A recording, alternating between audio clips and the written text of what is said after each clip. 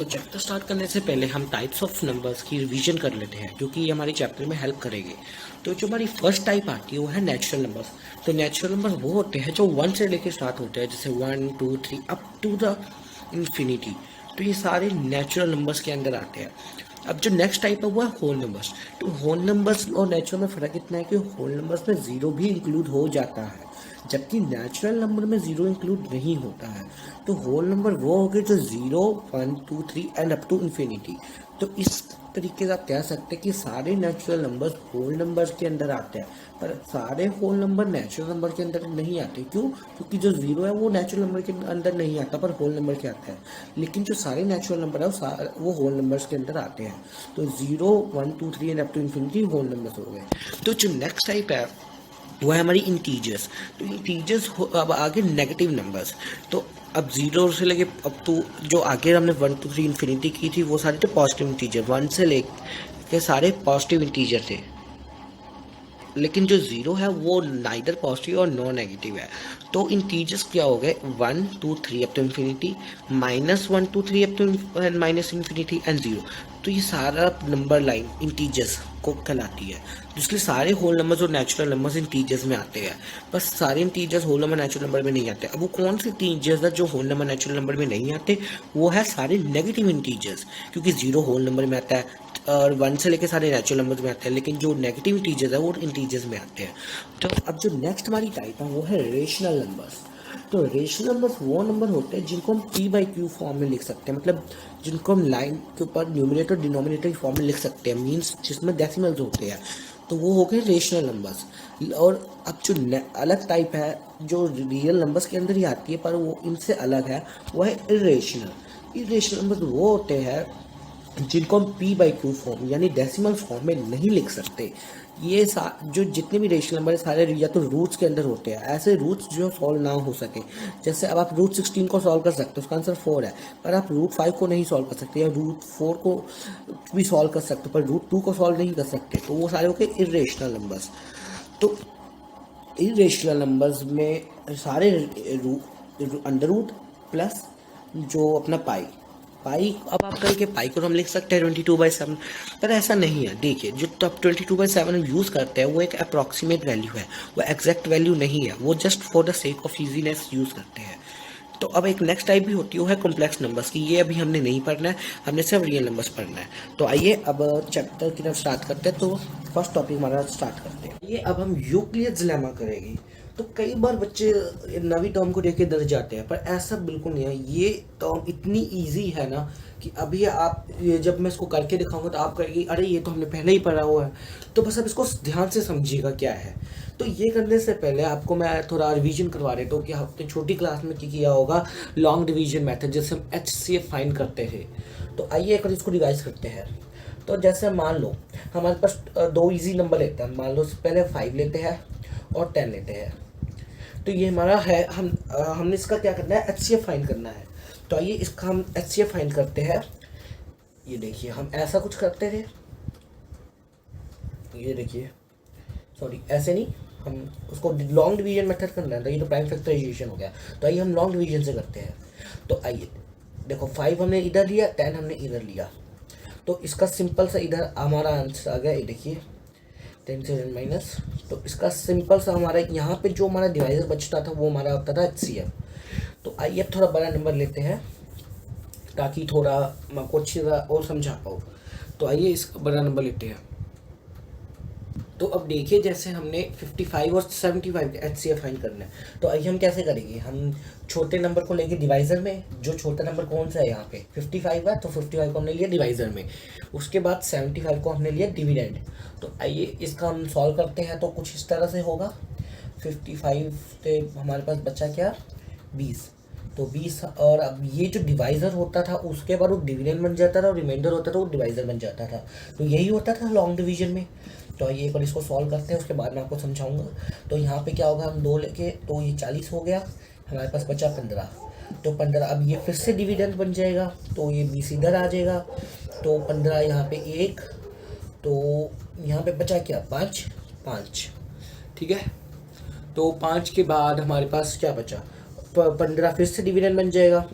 तो यहाँ पे हमारे पास हमने क्वेश्चन लिया 3 और इसी के साथ हमारा ये पूरा कट के 0 आ गया। तो हमारा जो HCF क्या बना, HCF हमारा इधर बना 5, तो 5 हमारा इधर बना HCF।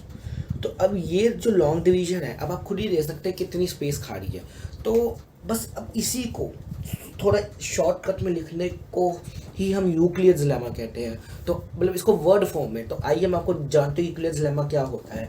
तो यूक्लिड्स लेमा है, देखिए जैसे अब हमने क्या था इसमें, जो आपने एक पढ़ा होगा कि जो डिविडेंड होता है, डिविडेंड इक्वल्स टू किसके होता है, divisor into quotient plus remainder. तो ये भी आपको मैं समझा देता हूँ ऐसा क्यों होता है, अगर आपने नहीं पढ़ा तो देखिए। अब जो डिवाइजर है और ये डिविडेंड है, तब खुद देखिए, अब कहीं भी आप ये वेरीफाई करके देख लीजिए। जैसे डिवाइजर क्वेश्चन क्या हुआ 1, हमारा क्वेश्चन 1 था, इंटू 1 55 प्लस रिमाइंडर बचा था 20, तो प्लस करके आया ना 75। तो ये बस मैथमेटिकल है कि डिविडेंड हम always equals to divisor into quotient plus remainder. तो अब हमने क्या करना है, जैसे डी को हमने लिख लेते हैं, डिविडेंड को हम शॉर्ट, अब इसको ये वर्ड भी बहुत बड़े हो गए बार बार लिखने से, अच्छा हम इसको शॉर्ट फॉर्म में लिख लेते हैं वेरिएबल में। तो वेरिएबल लिया हमने, डिविडेंड को लिया ए, डिवाइजर को हमने लिया बी, क्वेश्चन को लिया क्यू, सॉरी क्वेश्चन को हमने लिया क्यू ते प्लस रिमाइंडर को ले लिया आर। तो अब इसमें कुछ नहीं है। अब देखिए यहाँ पे क्या हो रहा है, जो यहाँ पे ये देखिए, ये क्या है हमारा, ये है हमारा ए है ना, हमारा डिवाइजर ए है। तो ये देखिए ये हमारा ए है। अब क्या, और ये हमारा क्या है, ये हमारा बी है, और ये हमारा क्या है, ये क्यू है, और ये हमारा है आर। तो अब खुद देखिए, अब जब ये होने के बाद अब जो ये बी था ये क्यू बन रहा है, ओ सॉरी ए बन रहा है, बी जो है हमारा यहाँ पे आके ए बन रहा है, ठीक है। उस और जो रिमाइंडर है, रिमाइंडर क्या बन रहा है, रिमाइंडर बी बन रहा है, ठीक है। तो बस अब इसी को हमने इसमें अप्लाई करना है। अब हम इस मेथड की मदद से सॉल्व करेंगे। जैसे देखिए हमारा, जैसे मान ली ये करना था हमने, तो इसको हम सॉल्व करते थे। ए हमारा हम क्या था इसमें, ए 75 था, ठीक है। बी हमारा क्या था 55, ठीक है। क्वेश्चन हमारा क्या था 1 इंटू 1 प्लस रिमाइंडर बचा 20। तो क्या होगा उसके बाद, क्या होगा, रिमाइंडर बी बन जाएगा, सॉरी पहले क्या होगा, पहले बी क्यूब ए बी ए बनेगा। तो बी हमारा ए है, बी हमारा 55 है, 55 इधर आके ए बन जाएगा, तो 55 इक्वल्स टू आर बी बन जाएगा, 20 है, ठीक है। ठीक है, अब क्वेश्चन हमने खुद फाइंड करना है। क्वेश्चन तो इसमें बनेगा 2, देखो 2 क्वेश्चन है ना, यहाँ पे हम इंटू 2 प्लस रिमाइंडर हमारा बचा 15। तो बस हमने इसी तरीके से अब आपको पूरा सॉल्व करके दिखाता हूँ, उसके बाद आपको समझाता हूँ। देखिए ये हमारा बन जाएगा 55 इंटू 40 प्लस 15। अब 40 फिर से इधर, 40 इक्वल्स टू 15 इंटू, सॉरी यहाँ पे थोड़ी सी गलती हो गई, जब 40, अब हमारे 40 क्या था,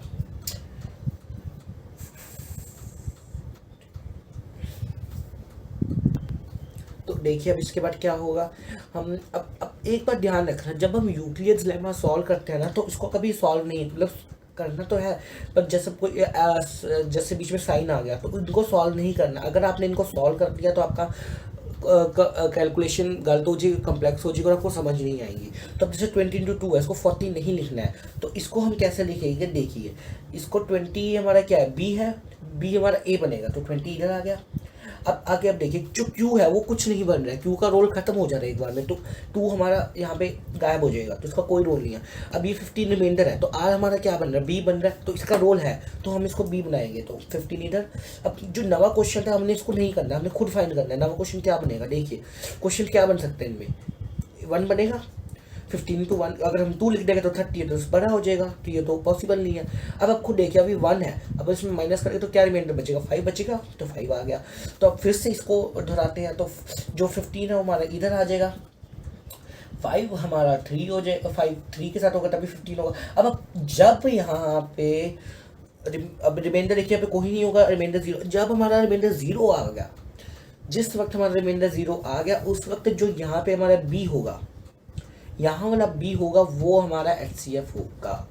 अब आप खुद देखिए, अब इतना बड़ा लिखने से अच्छा इतने छोटे में आ गया, तो यही है यूक्लिड्स लेमा और कुछ नहीं है। आप इतना इजी है, बस एक बार इसको समझने की देर थी। तो आइए हम जैसे हम इसको थोड़ा इजी अच्छी तरह मैं आपको दोबारा समझा देता हूँ ताकि इजी हो जाइए।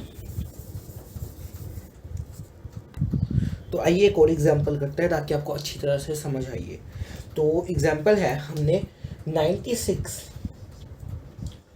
और 404 का HCF फाइंड करना है यूजिंग यूक्लिड्स लेमा। तो it would be very easy, आप बस ध्यान से देखिए। तो अब मेरे को ये बताइए, तो हमारा जो गोल्डन इक्वेशन थी वो यही थी ना, A equal to U plus R. ठीक है, अब मेरे को अब ये बताइए ए क्या है। ऑब्वियसली 404, तो आइए लिखते हैं इसको 404। अब आगे क्या है बी, तो बी हमारा क्या होगा 96 डिवाइजर होगा क्योंकि छोटा है इसलिए बी होगा। तो आइए लिखते हैं इसको। तो अब क्यू क्या होगा ये हमें फाइंड करना है। अब आप देखिए, अब क्यू उसमें क्या हो सकता है, 96 है 404 है, तो हम इसको किससे मल्टीप्लाई करें कि 404 के आसपास आ जाए, क्योंकि एग्जैक्ट तो होगा नहीं, तो 4 से, हाँ तो 4 होगा। तो 4 से अगर हम इसको मल्टीप्लाई करते हैं, ठीक है, तो अब क्या, अब रिमाइंडर क्या आएगा। तो अब पहले आप तो ये देखिए, इसको 4 से मल्टीप्लाई करके क्या आएगा, फिर जो आंसर आएगा उसको इससे माइनस कीजिए जैसे आप नॉर्मल डिवीजन में करते हैं। तो इसका जो होगा हमारा 16, तो हमारा ऑब्वियसली 20 हमारा रिमाइंडर 20 के अराउंड आएगा। तो रिमाइंडर जो होगा हमारा 20 होगा। तो अब इसके बाद क्या करना है, अब ये जो हमारा था, ये हमारा था बी, ये हमारा था ए, ये था क्यू, ये था आर। तो आपको पता है कि अब क्यू का कोई यूज़ नहीं होता दोबारा, क्यू एक बार हो गया तो हो गया, बस एक बार यूज़ होता है उसके बाद दोबारा क्यू का कोई यूज़ नहीं है।